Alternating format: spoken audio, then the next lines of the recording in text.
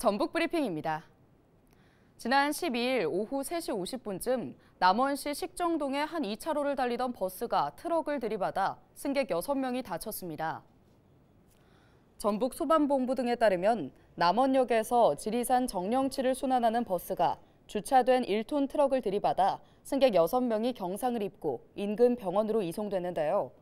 경찰 관계자는 졸음운전을 했다는 60대 버스 운전기사의 진술 등을 토대로 정확한 사고 경위를 조사하고 있습니다.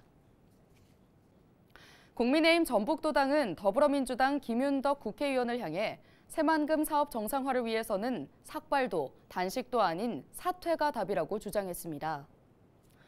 국민의힘 전북도당 이인숙 대변인은 논평을 통해 한국 스카우트 전북 연맹장이자 새만금 잼버리 유치위원, 또 전북 출신 국회의원으로서 유일하게 조직위원장을 맡았던 김 의원은 잼버리 파행에 대한 책임을 져야 한다며 이같이 말했습니다.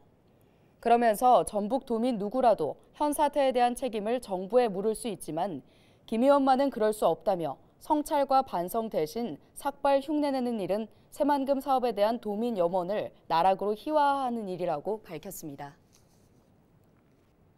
최재기 정읍시의원은 최근 열린 제287회 정읍시의회 본회의에서 5분 자유 발언을 통해 병들어가는 북면 장학천을 살리기 위한 특단의 조치가 필요하다고 주장했습니다. 최 의원은 장학천 근처 제3산업단지엔 37개 기업이 입주해 주로 화학 제품을 다루고 있다며 오폐수 등 환경 문제에 항시 노출돼 있다고 말했습니다.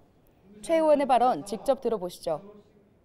본 의원의 장학천 및 인근 동진강 현장을 수차례 방문한 결과 평상시에도 삼공단에서 흘러나온 오폐수로 인해 하천 및 강물이 죽어가고 있었으며 문제는 관계시설을 활용하여 오염된 강물을 농업용수로 이용한다는 점에 있습니다. 최 의원은 장학천의 오염 실태와 원인을 정확하게 파악해 적절히 대처해 줄 것을 촉구했습니다. 지난 2016년 턱수술 도중 과다출혈로 숨진 권대희 씨를 기억하시나요? 해당 사건을 계기로 수술실 CCTV를 의무화하는 법안이 마련됐습니다. 의료사고 피해 입증과 대리수술, 성범죄 방지를 위해 마련된 수술실 CCTV 설치 의무화법입니다. 유예기간 2년을 거친 해당 법안은 오는 9월 25일부터 본격 시행됩니다. 법안에 따라 의식이 없는 환자를 수술하는 의료기관은 수술실에 반드시 CCTV를 설치해야 합니다. 또 환자나 보호자가 요청할 경우 수술 장면을 CCTV로 촬영해야 합니다. 하지만 해당 법에 대한 의료계의 반발은 여전한데요.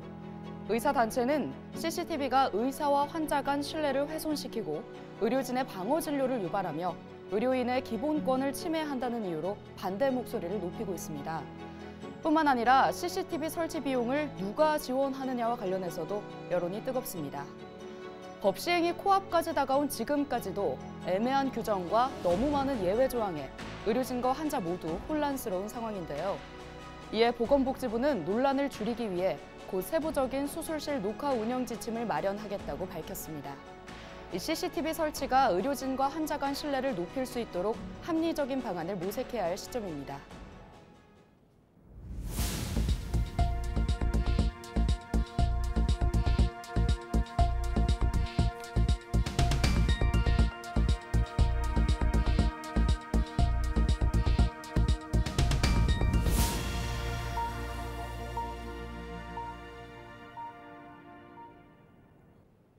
가을 성어기로 낚시어선 이용객이 증가할 것으로 예상됨에 따라 해양경찰이 안전관리 강화에 나섭니다. 부안해양경찰서는 최근 3년간 관내 낚시어선 사고 21건 가운데 가을철 사고가 38%로 큰 비중을 차지한다며 음주운항과 과승, 구명조끼 미착용과 같은 안전저해 행위 예방 활동을 진행한다고 밝혔습니다. 또한 낚시어선 안전관리 강화 기간을 오는 11월 말까지로 정하고 출항 전후 단계별 관리 등을 한다고 전했습니다. 오늘 준비한 소식은 여기까지입니다. 지금까지 전북 브리핑이었습니다.